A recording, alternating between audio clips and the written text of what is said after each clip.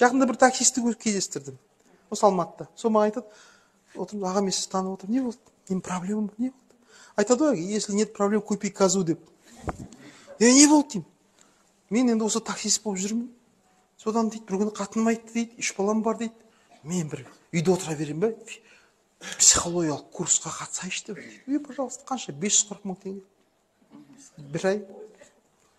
Жақсы, төледім дейді. Бір айдан кейін қатыным айтты дейді. Болды. Мен қателесіп жүр екем. Мен өзімді өзім сүймейді екем. Мен енді сендерден бөлек тұрам.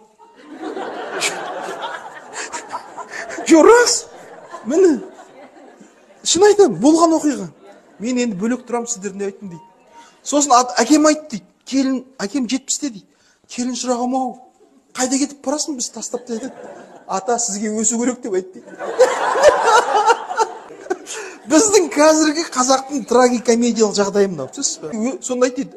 Жаным ау, мен 70-те, мен қайда өсем деп айтты. Содан дейді, жаңағы менің қатыным дейді, 3 баланы алып бөлек шығып кетті дейді.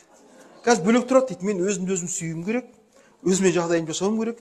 Мен қанша уақытты босқа жіберген екем, мына курс менің көзімді ашты, мен өзім сүймейді екем деп, мен не істеймін дейді. Мен айттым, не істейсің енді? Тілеп алған аурудың емі жоқ.